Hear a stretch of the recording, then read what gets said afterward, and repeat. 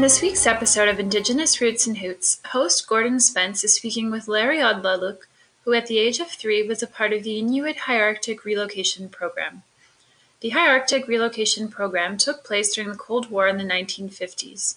From 1953 to 1955, the RCMP were acting as representatives of the Department of Resources and Development to settle 92 Inuit in the High Arctic. These directives were given by the Government of Canada under then Prime Minister Louis Saint-Laurent.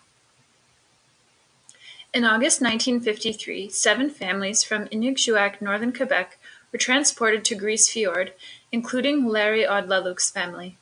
They were promised better living and hunting opportunities in new communities in the High Arctic. They were to be joined by 3 other families from Pond Inlet on Baffin Island, who were meant to teach them survival skills in the High Arctic. The government stated that these were volunteer families, but the Inuit reported the relocations were forced as a means to assert Canadian sovereignty in the Canadian Arctic archipelago. The families were told they would be returned home after 2 years if they wished, but the government never honored these promises. The Inuit were taken aboard the Eastern Arctic Patrol ship CGS CD Howe to Craig Harbour on Ellesmere Island and Resolute Bay on Cornwallis Island. While on the boat, the families learned that they would not be living together, but would be left at 3 separate locations. The surprising and devastating news caused even the dogs to howl. The families were not supplied with sufficient food or caribou skins. They also had to adjust to the 24-hour darkness and 24-hour sunlight, which does not occur in northern Quebec. It would be many years before any of them saw their ancestral lands again. The relocatees have asserted for many years that they were treated unjustly and misled. They say the relocation was imposed on them against their own wishes, that the government made promises it had no intention of keeping, and that they suffered greatly and became virtual prisoners in the High Arctic as a result. On August 18, 2010, in Inuk, Nunavik, Minister of Indian Affairs and Northern Development John Duncan apologized on behalf of the Government of Canada for the relocation of the Inuit to the High Arctic. As Larry Audlaluk says, and you will soon hear, life goes on, but we must not forget what happened, nor use it as an avenue of hatred. Hello and welcome to this podcast of Indigenous Roots and Hoots, produced by the Legacy of Hope Foundation. I'm your host, Gordon Spence, and my guest today is Larry Audlaluk. He's an Inuk hunter from Grise Fiord, the most northern community in Canada. He is now an elder, one of the relocatees to the High Arctic. He's a survivor. He's also a grandfather of 12 children and a great-grandfather of 4. He was born in Inuk, northern Quebec, and was moved up to the High Arctic in August 27th of 1953. He now lives in Grise Fiord, went to school in Grise Fiord, Winnipeg, and Ottawa. He's a truck driver by trade and was a sports hunter guide from 1993 to 1995. Hello, Larry, and welcome. Happy you can join us today. Hello. Yes, I am glad to be here. Maybe you can just begin by telling us maybe a little bit more about yourself and what you do today and about the community of Grise Fiord. A number of things. If there's such a thing as perks of being an elder, my wife and I are starting to enjoy that and getting a lot of children and grandchildren attention whatever we do. And they have much interest in what we can offer. We are semi-retired. I am semi-retired. My wife is retired from work, but she's still a very active seamstress, very much involved in traditional clothes making and teaching, and is involved in many community functions. I am the Economic Development Officer for the Hamlet, and I have been since 2015. I enjoy still being outdoors quite a bit, as I told you, involving my children and grandchildren, and slowly passing on my knowledge. And most importantly, I have been involved in the relocation issue because it had such a huge impact in my life and many others in our family. It's an event that happens to you in life that is one of those things that you cannot forget. And many things that happen in our lives revolved around the relocation. But at the same time, I am trying to pass on the legacy, especially the negative legacy, pass it on to bad experience, which I hope never to be repeated, either through my family or for anyone in the North, for that matter, or Canada, because the insensitivity of the bureaucracy at the time was such that many lives were altered and many families were left behind, which sadly for many were never reunited. So I have been very involved in making every effort to remind the government of the day as we live up here that it is still difficult, not so much in the physical sense, but in terms of equality when it comes to what most Canadians, south of us, and other people take for granted is still not available up here. Cost of living and making Nunavut life easier is still very difficult. It's still very expensive. And so I am very much involved in making others aware, life up here. But at the same time, I use it as a learning curve that I hope to pass to my children that do not inherit some of the pain we had to endure. And I try to teach them the philosophy of life goes on. We must go on, but not forgetting what happened, but not using it as avenue of hatred. Right. We're only human. Life must go on, and don't forget what happened up here. It should not happen to you, but be proud of where you are. So I do lots of stuff still. Well, that's good to hear. You were one of the original relocatees to the High Arctic from northern Quebec in the early 1950s. Describe what you remember of the first years living in Grise Fiord, your living conditions, and the environment. Well, I was very young, just 3 years old, and just about 4. And I remember, of course, like every early childhood memories, bits and pieces. But what I remember is always the face of trauma in my parents' faces and people that I grew up around, and how serious my parents were, indicating that they must have been quite busy trying to absorb everything that was being introduced to them being up here. My memories include how dark the walls were. As it turns out, we were in a tent, and this was probably October, November, and the winter was coming. And the tent we were in was the only place to stay in at night, to sleep in, because there was not enough snow to make an igloo, it turns out. And those were buffalo hides and muskox hides that were being used for insulation of our little tent. And so these are some of the first memories. And also the death of my father the following spring, and the trauma of it, and then having to move to another spot because the families didn't want to be where there was sadness. And the high mountains. I remember the high mountains, and but I have to tell you, it was in bits and pieces. Right. The first 2 years of my memory. Yeah, I mean, I want to just kind of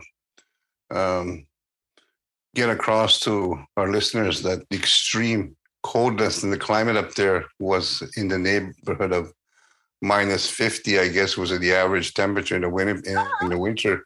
And you had to live in a tent, right? You had to live in a tent the first couple of years during the winter? The first couple of years, exactly. That's what everybody would say.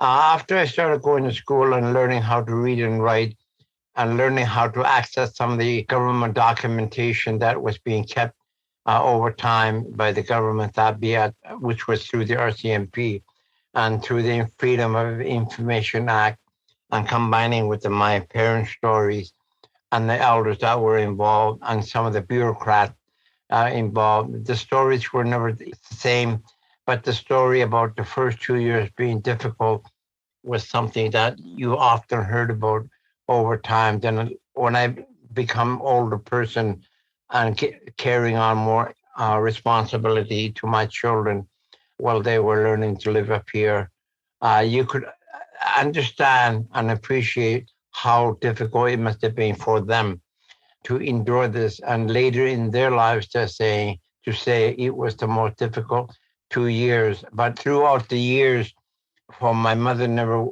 forgot, and many of my relatives and my uncle, his wife, and my sisters and older brothers and sisters never forgot. And many a times, one of the people that seemed to express it most accurately was my niece Martha, who came in later with her parents. She's always been quite good at describing things that affected her life. What she echoed was also echoed by many of my relatives. But the cold was not the paramount issue. What was one of the most enduring surprises my parents talked about was the total darkness that would come in November and part of December.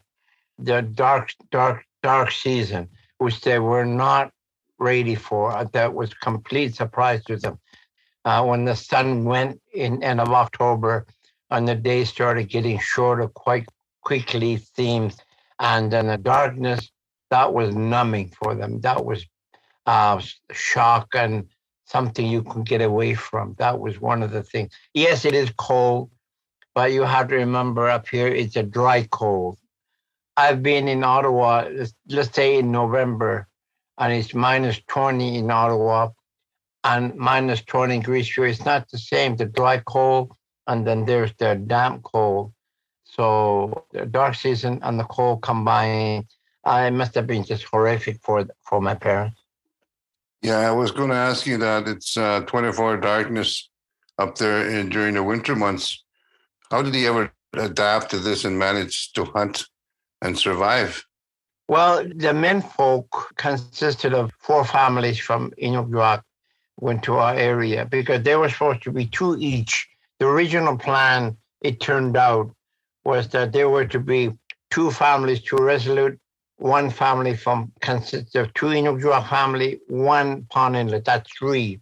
For us, it was supposed to be Grise Fiord, in this case it's called Linston Peninsula, which is right across. 2 families from Inuk and 1 from Pond Inlet, which is 3. A 3rd spot was supposed to be Alexander Fiord or Cape Herschel. Same thing, 2 Inuk families, 1 Pond Inlet. That's 3. Because the ice conditions, too much travel was not possible by ship that year. After attempt, they came back to Grise Fiord, well, where we were, and we end up with 6 families, and the men folk will go hunting together because they're traveling all the time and always very busy. Time for reflection was not as acute as my mother, what the women folk. It was my mother and her in-laws and her daughters, and the women folk had it toughest because they had to be home, look after the children, look for firewood. That was another issue. No firewood for our stoves except heather until they learn how to use other stuff to warm. So the men would be more active and didn't have as much time to think about many things that women were forced to think about, having to go out into the hills, look for firewood in the dark season. And what about water? What would you use for drinking water, making tea and that?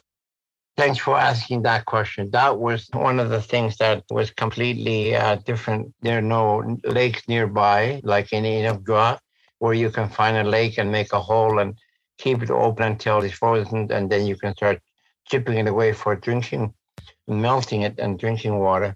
Up here, you had no choice but to use the nearest iceberg or some pieces of iceberg that had floated to shore and got frozen in.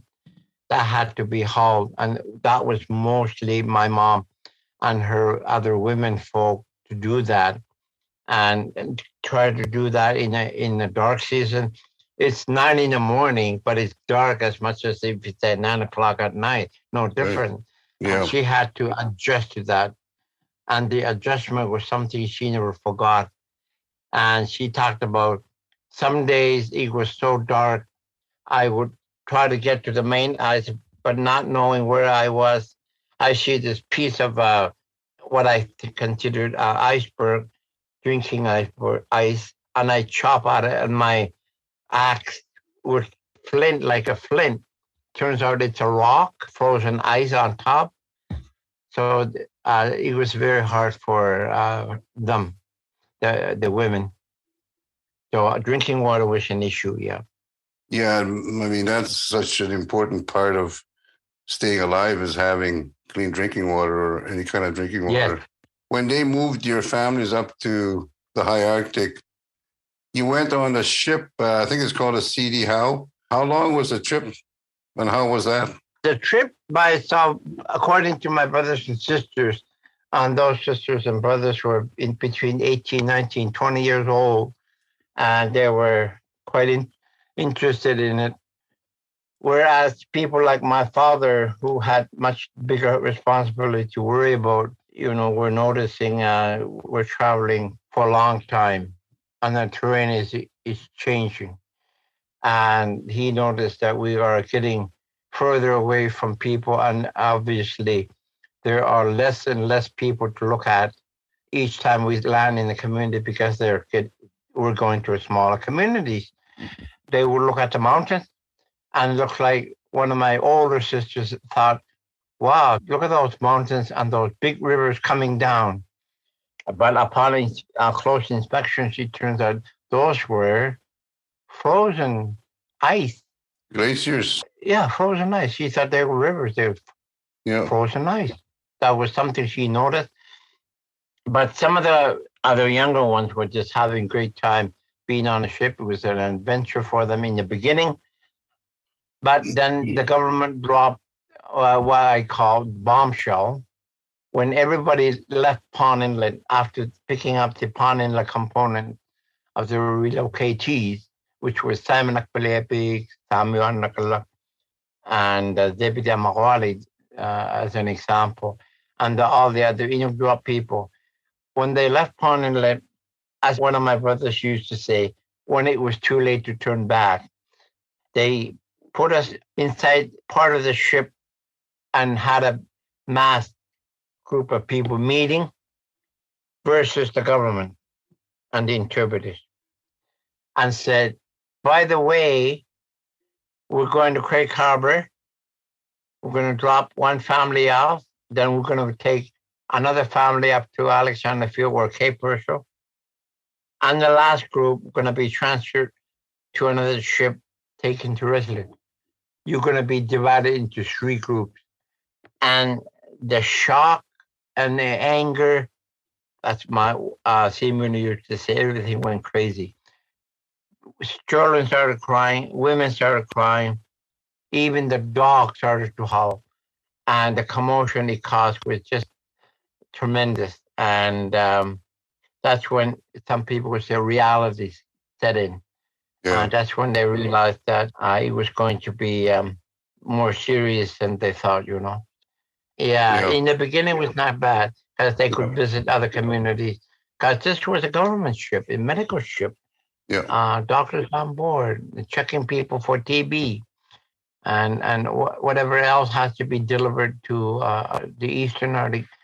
They call it Eastern Arctic Patrol, Yeah. So in the beginning it was not bad, but it turns out later on they were to be the last people dropped off to area of nothing. And one of the founders of the Nunavut clan claim, John Amorlik, says it was like we were landed on the moon when they were taken off the ship and dropped off on Cornwallis Island, Resolute Bay. Yeah. You initially went to the ship initially crossed Hudson's Bay, I think, and went to Churchill first. And you had, there was a doctor there that, from what I understand, took 2 of the kids off the ship because they had TB and were sent away to a sanatorium in the south.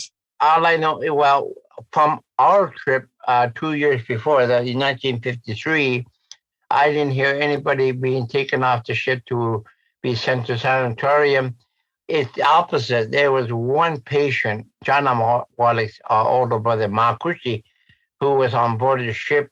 Obviously, he had been not well, and the government claimed their X-ray machine was broken, and they could not diagnose him that summer whether he had TB or not. But obviously, the signs of him having TB showed up in the fact that many of the relocatees in Resolute got infected, and many were taken down to Edmonton, which is under the jurisdiction of Khitamir Hospital. Yeah. And so Makushi did not get diagnosed. So there was another case which was found out later in the original 1953 relocation. Samuel Arnakal's grandmother, it turns out she had TB, and one of the RCMP said, don't take her away to the hospital. And she ended up staying 2 years in Grise Fiord, and she had a TB. It was the 1955 when my brother George B. Flaherty and his family was being taken up. My sister-in-law, Raina, used to tell me, when we left Inuk to go to the High Arctic, Mary, my daughter, was away because she had TB. Mary was taken down south for TB from Inuk. And when we left, she still hadn't come back. So when Mary was released, the government had no idea that her family had moved. So they took her back to Inuk. No parents. Oh, okay. They were told they had been moved to the High Arctic. This is where it got me. They couldn't distinguish between Resolute Bay and Grise Fiord, and the fact that Mary came from Grise Fiord. And that really is a insensitivity of the government. And poor Mary ended up in Resolute. Another year, ended up with Jacuzzi and Mary. And she was just getting to know them, and to her, they were her parents because she didn't remember anything else. So to her, they were becoming very close to her and attached. Third time, she had to move again. And they ended up in Grise Fiord, in literal Grise Fiord, because George B., my brother, had been hired as a casual for the RCMP. And they had a little house. And Martha would tell stories about how she and Mary would interact with each other, which wasn't always so easy for both of them. On top of that, Martha had to go out and help the father go hunt seals because Jamie was too small. And then here's Mary, doesn't know how to speak English. And you can just imagine the household, the Flaherty household, is poor George be trying to look for seals. All she has is Martha. But I'm sure Martha wanted to stay home and work with Mary, play with Mary, get to know her. So it was a real dilemma for all of them, And Mrs. Flaherty, endured all that. She used to tell stories about her family being in a situation where she had to feed all these children. And then Peter comes along, Peter Flaherty. He was hungry a lot. And she used to contribute his condition to the fact he was not nursed properly at a certain age of his life where he really needs this critical nourishment, and he missed many of it. And in the end, I think that's what causes condition to happen. Because he used to say, Rainy, Peter would be quite normal on one side of his face. Then when he would lie down on the other side, you could see some different temperature of his head, like a heat coming off, where a different texture to touch his face than this side. That's what she used to say.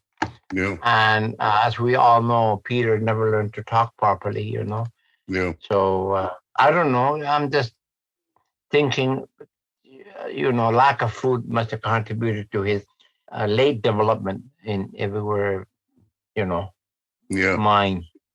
Everybody was up there was hungry a lot, from what I hear. it was very difficult to find food. And absolutely, for sure, Peter was certainly malnourished, and which contributed to his not developing properly in his mind. Yeah. You were made to believe there would be much wildlife and game to hunt and survive, and a promised return if you were not happy with the place. How true or false were these statements and promises by the government? Well, I have to tell you, my mother was the daughter of a minister, and I have found out my mother was quite, in many ways, witty. She knew things. And I think part of it is when you are a minister's daughter, you got to behave in such a way. I think my mother was not always obedient little girl. That father was a minister. So my mother knew a lot of stuff. And I think her intellect, she took her with her when she got relocated. And she remembered many things in detail. What she said collaborates with generally what we were told, the relocation, that we were going to be in a 2-year program, whereas we can go back home after 2 years, and all these life amenities, all the good stuff in life will be afforded to us. We will be looked after. We don't have to worry about anything. The men were told, don't bother to bring any of your big hunting equipment like a boat, big boat. Don't worry about shelter, that will be looked after. And just bring whatever you have. Pack your suitcase full and go. You don't even bring anything extra. That kind of a attitude. So the broken promise that my mother talked about, she used to talk about the broken promises. She could even quote the interpreter who his name was. Somebody told me it was legal. He was a veteran interpreter for the government. And she used to even imitate his tone of his voice, slow, deliberate. If you are not happy for any reason, you are not dissatisfied, just go to the authorities and they will send you back. And she would never forget that saying. And then the other stuff, all the things you could need will be available. And then she starts saying, available? What available? Every year, say March, April, everything will be run out of the store, the little trading store in Craig Harbor and Grise Fiord. They will run out of the basics, except for some reason, tobacco never ran out, I guess. I never heard them talk about, I have no more tobacco, but they always run out of flowers, all the basic things you need, the Khalunak food, we call it, will be gone by April. And for a long time, I had to learn to get used to having tea after tea without sugar or flour or bannock or biscuit. So it's when she started criticizing the government. Can you imagine you are 4, 5, 6 years old, and you're the youngest of the family. Your brothers and sisters are somewhere else, either hunting. All you're left is with your mom. And she's angry one day. She started reminiscing what the government told her. And it's scary. I had nowhere to go. And my mother would talk about those in times of hardship, the broken promises. Yeah. Right. Your father was one of the main men recruited for this relocation. He was a respected man and a leader in your community in Inuk at the time.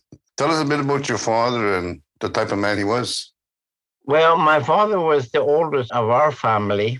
He was the oldest, and then his second oldest, my uncle Pilipusi, came with him. He was leader of the traditional land where we lived before we came up, a place called Ugasilbik, which is only about 20 miles from Inuk.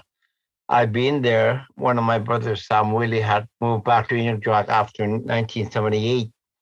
I went to visit Inuk because I missed my brother already, because he was the only father figure I ever had. Although I had 2 older brothers, Sam really was like a father to me. So when I was in New York in 1979, 78, we went to Ugaselby, and he said, "This is probably the tent ring over here where you were probably born." And 20 miles. That's where my father led his group of people. But he was known to be one of the better hunters and looked after people around, not just in Ugaselby, but in the close by areas. And he was a rising carver. Uh, Carving industry had just been introduced by the Houston family and in Cape Dorset and Inuk. And my father already had a carving talent. And life was starting to get much better in Inuk when they were moved. Don't forget, this is not long after World War II, and Canada was going through some good economic time. And carving industry was a new industry, and it was just picking up. And he was already one of the noted ones. So when he went up, my mother said, "Your father, when he came up, he was silent. He's strange. His behavior completely changed. He did not talk much. He was just there, almost just there. When he came up, I now know years later when one of the grandchildren of Samuel Arnakalak from Pond Inlet told me, your father, my grandfather used to tell me, regretted moving up. He did not say anything, did not know how to talk to his children. Like he was afraid that, I don't know, he would be accused of, or he just didn't know how to tell them, I made a mistake. That's what he wanted to tell his family up here when he moved. I made a mistake, because that's what he told Samuel Nakalak. I made a mistake. I don't know what to tell my family. And he was just silent about it. And I'm really sad there was no one else to talk to him about it, just him and Samuel. When he came up here, my mother said he changed. Yeah. It must have dawned on him at some point shortly after arriving, the terrible situation he put his family in.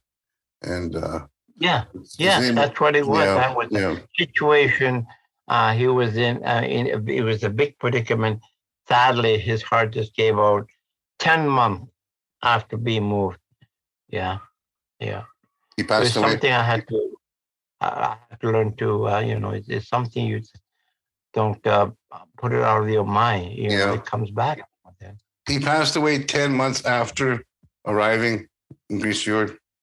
10 months, yes. Yeah. What was his name, Paddy? My mother used to say your father's name was Isa. Isa. ISA, but his nickname was Ahetusu, meaning big, fat. My father was a quite outgoing character. Yeah. And he had a lot of friends that used to fun with him and interpret his name, Big Isa, into Ahetusu, meaning this guy's had too much to eat.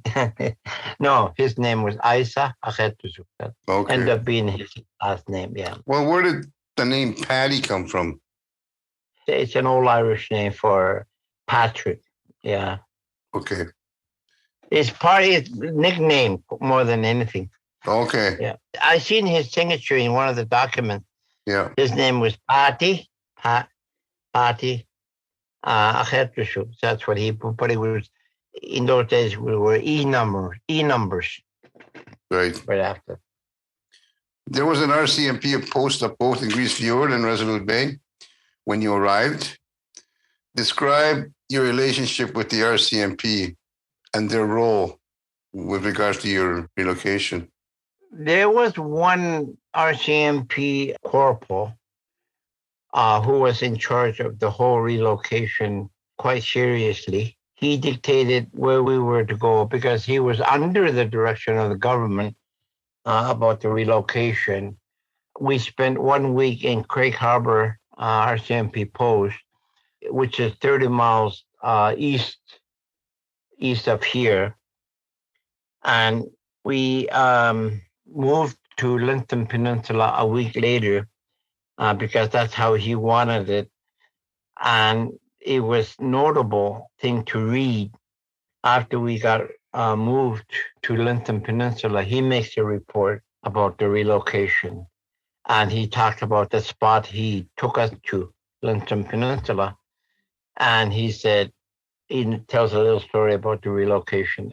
It was called a rehabilitation program. That's what they call it. That was the official name of our move, called rehabilitation. So we were to be rehabilitated to a place where there's nothing. Okay. Just to become reliable Eskimos. We are surviving in harsh environment with nothing, which is the way Inuit have always been. That's what they said. Yeah. And so he was quite dictatorial about many things. When in one of the trading trips to Craig Harbor, some of the men at one time were forced to kill 2 muskox for the dogs because it's the government animal, muskox. We had to report it because they always reminded the hunters, if you kill muskox, you got to tell us. Well, we'll fine you $5,000. Well, we'll put you in jail. That kind of attitude. And he didn't hesitate to tell us that. So he moved us where we were a week later. Then one of the hunters killed the muskox because they had to. No dog food or anything to eat for that matter. We went to the spot where we had killed the muskox a few years back because our dogs were hungry. Here's Sergeant, just doing his police work, picking up the gun casings with a pencil, make sure he doesn't touch them, puts them in a bag. Real policeman work. But not lucky like nothing happened. He didn't charge anyone. But he made a note of the notes that he did. See, this is what I have to do. So he was quite stern at times. Yeah. Other than that, the special constables, which under one of my brother, Joseph, my brother worked under as a casual, was named Lazarus Hayag. They were good folk, He would work towards to make sure we were fine. And it was in their best interest, the RCMP. It was in the best interest of the RCMP to make sure nothing ever happened to us. So, when you think about it, technically, if anything happened to us, it's be their fault, really, when you think about it. Yeah. When they moved to 30 miles away, they made sure the note was written. We have moved the relocatees to a place called Linton Peninsula. It's a nice spot, quite ways far enough away that the Eskimos will not come to post to ask for handouts. Right. Crazy. That was the attitude we were subject to, in those days. Yeah. I guess the muskox was considered an endangered species at the time and protected by the government. And you were told that if you killed the muskox, you had to report it, or you'd go to jail or get fined. You should have just told them, take us all to jail. Well, it's irony. It is. It's crazy. It's ironic. Yeah, this issue you're talking about was enacted from 1917. You can see the documentation. And this very same species we're talking about, we got involved in lifting the rules. In 1968, my brother Sam Willie, during one of the annual visits by the Territorial Government Commissioner Hodson, made a big case out of it. And Commissioner Hodson from NWT, which is where the jurisdiction is under, and he told them, we go hunting, and when we're traveling overland, our dogs go hungry. Here's muskox all around us, and we can't touch them. Do something about it. And they did. Yeah. But you're right. They were endangered species according to the government until 1968. Yeah. They're almost like considered more important than you guys, you people. Yeah. Anyway, they're like than human people, like humans. Can you imagine? You're put in the Linton Peninsula, and you landed and you're putting your tent up, but up the hill over there are archaeological remains. They also made a note, don't touch the archaeological sites there. The rocks are You're not supposed to touch these things. To the Inuit people, it's nonsense. Yeah. I mean, it's just incredible that, like, you were barely surviving and there's muskox all around you and you couldn't shoot any of them to kill them, to eat them for your families, for survival. It's just it's just a total lack of understanding. We're not as important as they were. No, exactly. Yeah. You went. You said that you went back to Inuk in 1978. Why didn't you stay? Like, why didn't you move back to Inuk? It was not native to me. I didn't know the country. I knew just getting to know my family, and I'm still slowly getting to know them over the years, but I don't know them. In the hindsight of what the government did to us, we don't like to admit it, but in a way, this has become home for those of us who were young enough to know that, and the children that we have here. But no, I don't know Inuk. So yeah, I guess you grew up there. It was, it's the home that you became to know. The only home I know. Yeah. We're getting to the end of the podcast interview. I just want to ask you, what's Grise Fiord like today? I mean, the food that you get comes from the ship, right? The CD house called a sea lift, and the ship takes your food up once a year. They don't fly any food in. It's too expensive to fly in. And it's expensive as it is when it comes on the ship, right? All the basic stuff that we need, flours and sugar and all the canned goods that we need, we will order through a private company and shipped from Montreal out of our own pocket. And all the fresh food, all the produce are regularly shipped every week, so many times a week. But everything is precarious. Everything is fragile. We have to worry about timing as well. So you got to put up with all the regulations of shipping costs, which is right now, today is one of the issues that I am fighting. We were fighting the relocation issue, and now we're fighting the cost of living issue up here, not just for Grise Fiord, but for Nunavut, all in all, because we watch companies come up. We watch the government entities come up. There's a military up further north called Alert, which is a federal entity. Then there's the Environment Canada Weather Station in Eureka. And then there's the RCMP. Then there's a Polar Shelf, which is the government entity, scientific community. By the way, Polar Continental Shelf community, the scientific community was possible only because of us, because we are the civilian component. And makes you wonder how serious this government takes his or her civilian component. We are the civilian component. We don't get recognized for our contribution.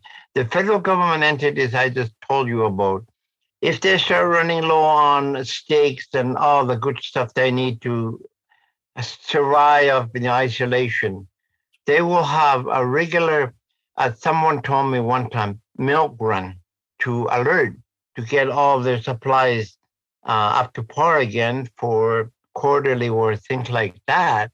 I was told the tragedy, we all know about the Hercules tragedy when one of the Hercules crashed trying to go to Alert. That was one of their milk runs. There was a barber on board, someone to do some other stuff in Alert. There were civilian people that were doing their quarterly visit to Alert. That's how well they looked after them. These people never spent any money except probably for their luxuries, like they have to pay for themselves. Everything else is all the basic stuff is looked after. Swimming pool, there's a bar, there's a movie theater, you name it, it's a military area.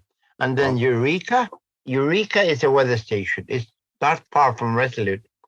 I've been to Resolute when they're doing a crew change to Eureka, the Environment Canada government.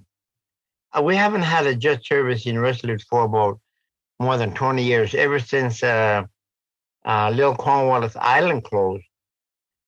At the time, I was in Resolute. This was about a few years ago. Every few years ago, every so often, they will get a crew change.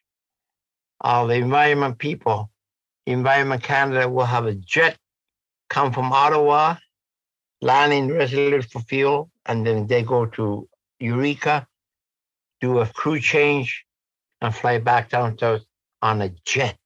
Wow. And this is my income tax dollars at work, Yeah. Because we pay for those. But Resolute, Grise Fiord, everything else, they don't use that service anymore because they said there's no mine to pay for it. Something doesn't make sense. They always say that. I want to ask you about one last question, and it's an opportunity for you to promote your book that you wrote or you finished recently published. Can you just tell us a little bit about your book and what's the title and where can people find it? I'm going to have to get that in through the internet. The book's called "What I Remember, What I Know." You can do one. You can order one through Inhabit Media, which I'm proud to work with, and one of the part owners is one of my in-laws from Michalui, and you can order through that Inhabit Media, or you can one signed. You can order from us. It costs you a little bit extra cost to postage. I do my signing at home, and someone in here I will. Do you want to give your email? Yeah, it's just my email is kanatamilk@gmail.com. The email that you guys use to contact me. Okay. KANATAMIUQ, Kanatamilk. @gmail.com. Okay. Yeah.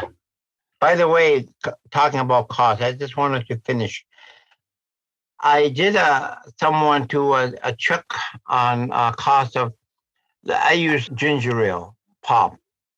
How much it costs? There are days when pop will cost up to $7. Sometimes it'll cost $10 or $20. Whatever when pop is run out. Can. One Wow. can. Yeah, one small can. I've seen people run out of Coca-Cola. I've seen people carrying 2 cases Coca-Cola, 24 each.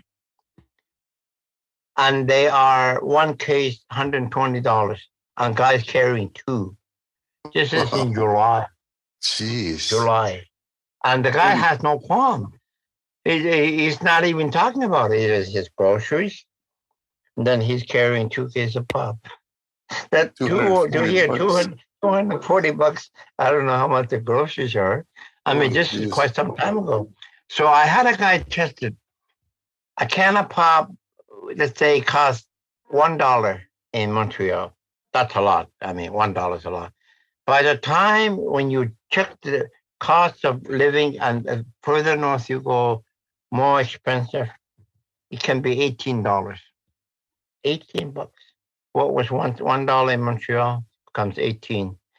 What's happening, Gordon, is that our government is telling people how costly it is to run lives up here, but they are the only ones who can change it. They're the government. They can change the regulation. Yep. And we have found out if I ordered something for $100, it will be $400 plus $100 up to a certain latitude in the map, 76 degrees. But after 76 degrees, Grise Fiord is 77. 76 degrees is in the middle of Jonestown, which is 20 miles. After 20 miles up, it's 77 degrees. The increase rate is 33 1/3%. Wow. So you can imagine if something costs $100 up to 76 degrees, certain degrees, and after 20 miles, it increases 1/3. Wow, it's incredible. Yeah, it is. Yeah. We can't do anything about it. We're not government. Yeah. The government of Canada can do something about it. Okay, well, thank you very much. I've been talking to Larry Audlaluk. He's a true survivor of the relocation of Inuit from northern Quebec to the High Arctic, where he lives now in the hamlet of Grise Fiord. Thank you, Larry. You have an incredible story of survival, courage, and resiliency. And it's such a heartbreaking story to hear about how the government betrayed you and told you lies and forced you to move up there for the government to claim the islands as part of Canada. They should have just told you the truth in the beginning and provided you with better, way of living, better accommodations, which proved to be not right. Mm-hmm. And I feel for you and everybody that had to go through this. And I really want to thank you on behalf of the Legacy Hope Foundation for taking the time to talk to us today. Yeah.